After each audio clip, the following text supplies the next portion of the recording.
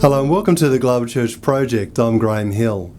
Douglas Powe is Professor of Evangelism and Professor of Urban Ministry at the Wesley Theological Seminary in Washington, D.C. He's committed to helping urban congregations and congregations in transitional areas to flourish in dynamic urban environments through community partnerships. His research interests involve church revitalization and urban theology. He's passionate about reaching urban generations for Christ.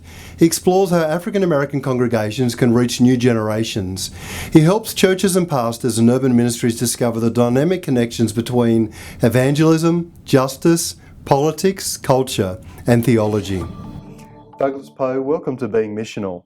You've recently written a book called Transforming Evangelism with Henry Knight. Can you tell me something about some of the issues that you covered in that book? I think one of the things you say is that evangelism has typically been aggressive and confrontational, but that we need to move to a different kind of evangelism. Absolutely. One of the things in the United States context, which is obviously the context I know well, is people are afraid of the word evangelism. It almost has become one of those words that people use when they're not happy, called the E word. And there's a couple reasons for that. One is street preachers, so you can walk on a street corner and there's this person with a megaphone screaming at you. The other, of course, is folk coming and knocking on your door. And when they knock on the door, they sort of greet you with, are you saved? And they don't know you. They don't even ask anything about you. So for these reasons and others, folks sort of have become wary of evangelism and people who claim to be doing evangelism. So what we're trying to do is say, that's not really the way you should think about evangelism. That in fact, that probably is sort of the lowest tier of evangelism. That evangelism is a much richer sort of way of engaging people through relationships than we often encounter in this country. And you say that John Wesley's model of evangelism offers a very different kind of way of doing evangelism. Can you describe what you mean? Absolutely. So for Wesley, he thinks about evangelism not so much from the perspective of once someone is saved or someone accepts Christ, that's the end. So everything is fine, I'm safe, it's all over. For Wesley, that's really just the beginning of one's journey. That, once I accept Christ, I come into this community now where I should grow, and for him, particularly grow in sanctification. That the goal is to grow deeper in love with Christ, deeper in love with my neighbor, so that I am truly sort of trying to live out the symbol of the cross where I'm vertically related to God and horizontally related to my neighbor. So for Wesley, that begins where most people think evangelism ends. Yes, so it's a much more communal kind of evangelism rather than an isolated one, by the sounds of it. Absolutely. For Wesley, he believes that what is critical is the community of faith and helping us to shape one another, hold each other accountable. So his class meetings, part of it was designed to say, is it well with your soul? So that we're in that sort of relationship with each other, that we can hold each other accountable for how we've lived our lives during the week. So for him, it is absolutely communal. How is transformation a central motive for evangelism today? I think it's central in terms of, if you think about the need for us to move from one place to another. And I'll give a couple of examples. So most of us sort of experience, I call it the Paul model for people in the church. Paul has this dramatic transformation that takes place where he was not a Christian or a person of the way during that time. And he sort of gets struck and, now his life is turned around, he's transformed and he becomes a person of the way, or what we call a Christian today. So people get that sort of pretty quickly and easily. But the other model that I think is just as important is the walk to Emmaus. So many of us are born into the church. We grow up in the church, and we've been going along all our lives in the church, but usually at some point something happens where our eyes are gradually open and we recognize Jesus is right there. And that's just as transformational as the Pauline experience. So both of them are transformational. Both of them are key sort of models for thinking about evangelism. So it's not just it has to be some great experience, but it's also the walk to Emmaus model.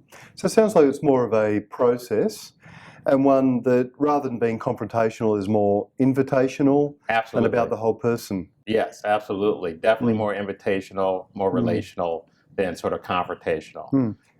And how have you discovered that much of what Wesley was talking about was that kind of approach to evangelism? How did you come across that in your own study and research?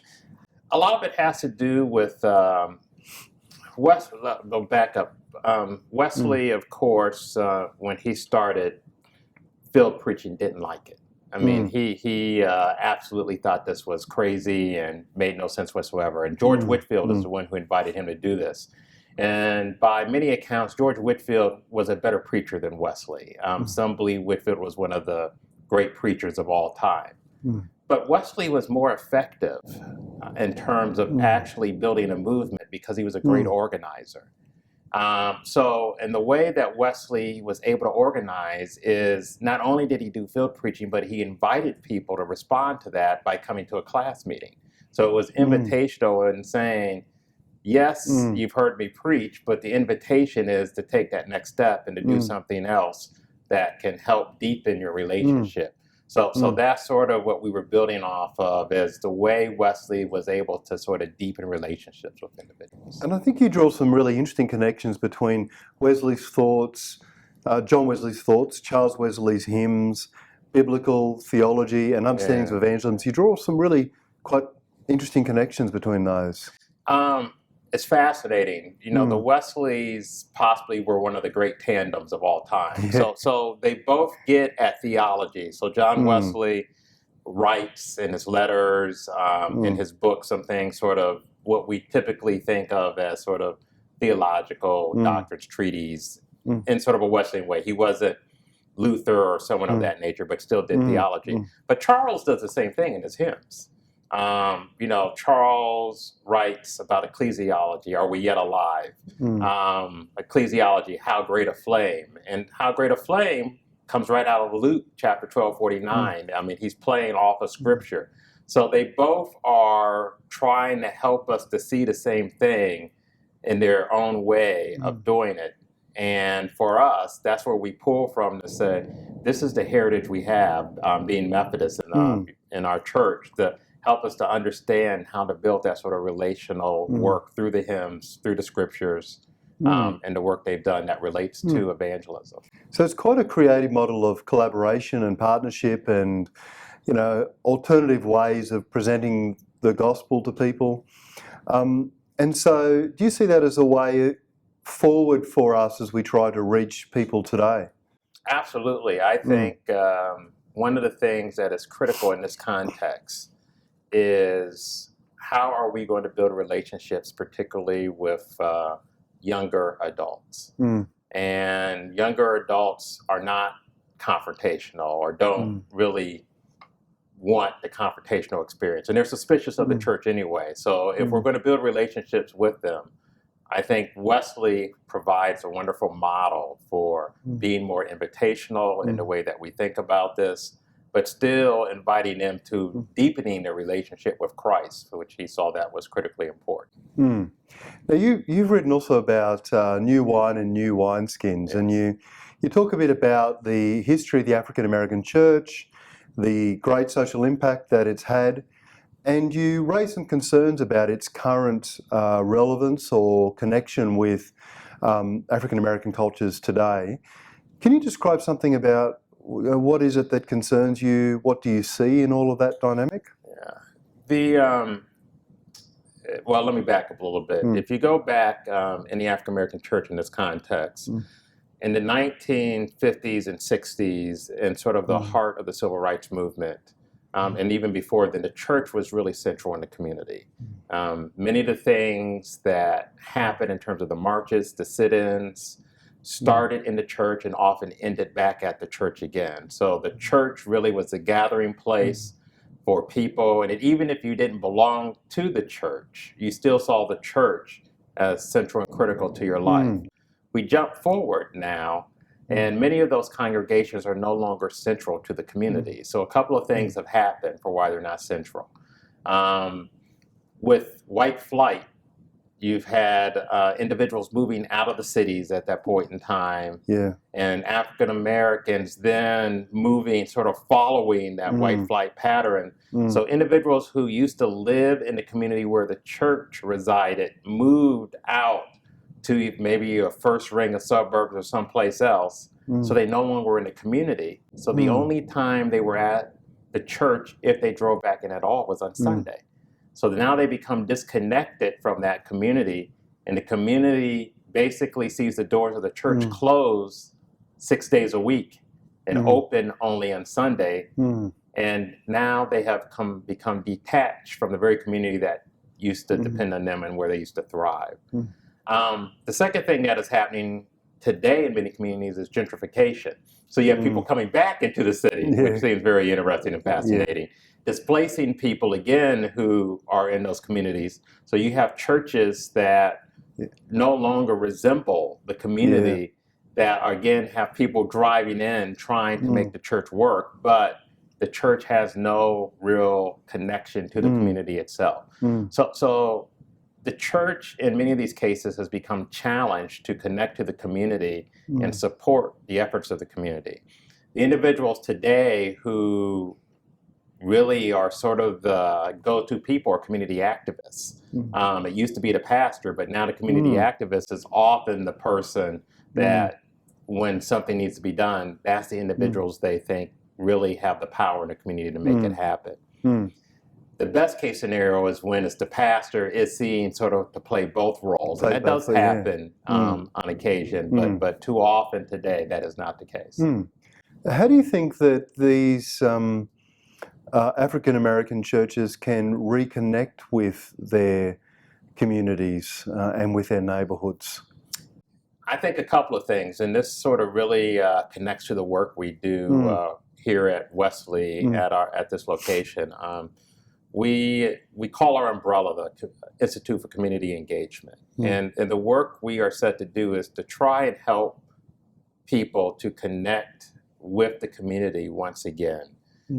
So for African American congregations, that means how do you reclaim really knowing your neighbors, the resources that already are in the community, and think about partnering with them to become effective in addressing not only issues in terms of challenges, but also celebrating those things that you can do well. This is critical for the church. The church in some ways almost has become a fortress. I mean, it's closed itself off. I'm going to use a reference. I don't know if you will know Sister Act. I don't know if you saw the first Sister Act, but in Sister Act, Whoopi Goldberg is in it's the Catholic Church, but I mean, it's shut off from the, I mean, literally like chained off. And she's like, well, why don't you open the doors so people know that you're here? So in some ways, we're living out Sister Act, and what we got to do is reconnect with the community once again. How do you think that reconnection might help with some of the current issues we see today in the US? I'm only a visitor here, so I don't pretend to really be able to know what is happening or why it's happening, but say in Baltimore, for instance. Yeah, absolutely. First, I will say that certainly there are pastors, denominations who are doing wonderful work in the city and helping to address some of the issues.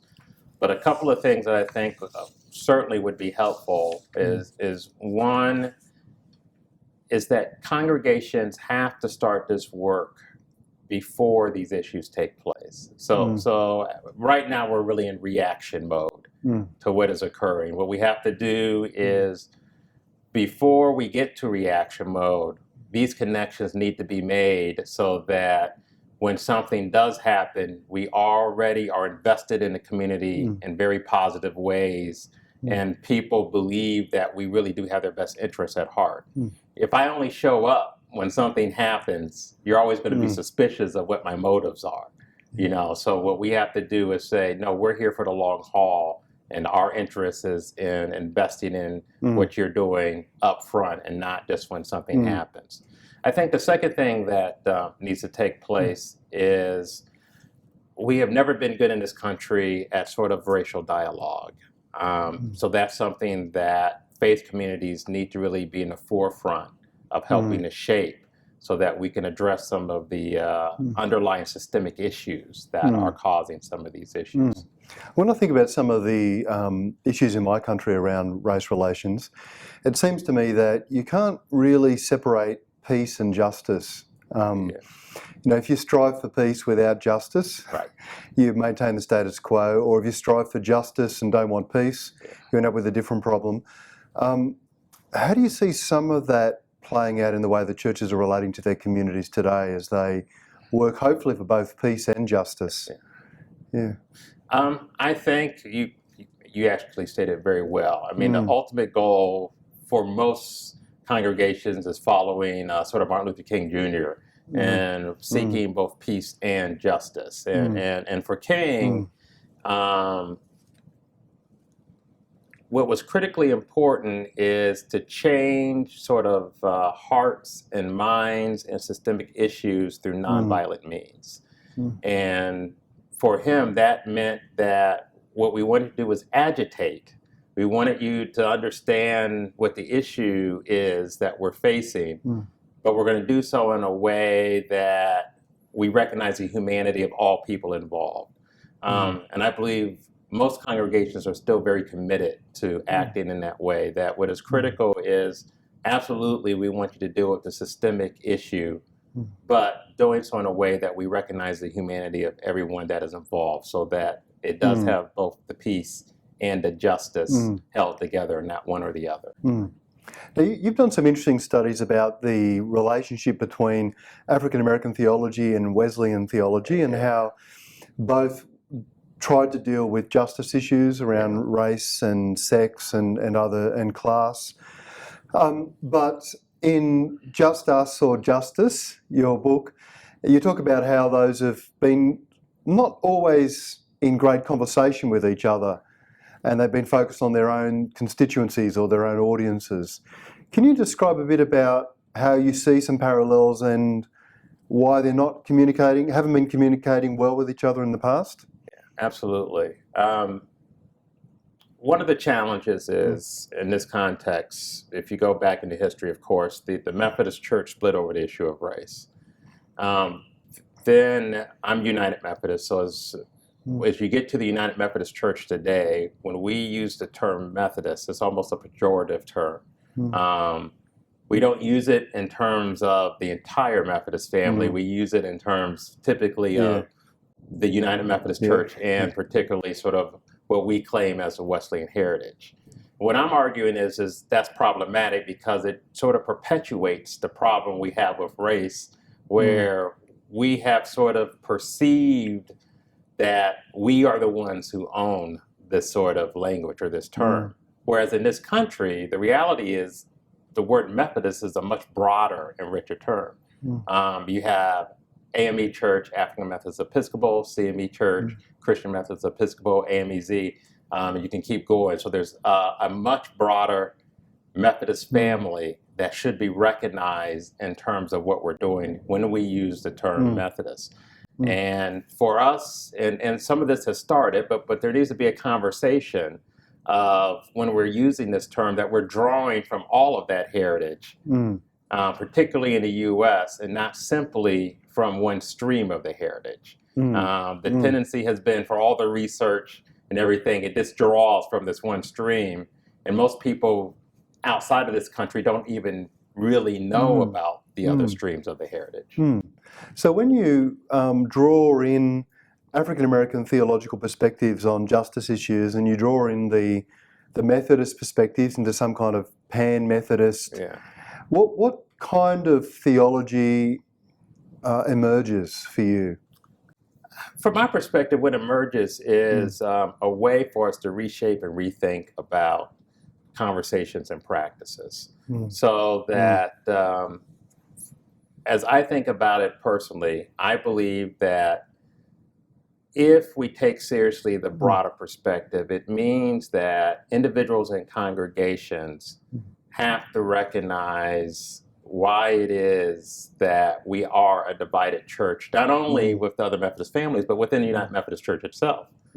And that means what we need to do is start constructing conversations where we start really deeply listening to each other on both sides of what does it mean to be a part of this family together? What does it mean for us to think about issues like race, class, gender together?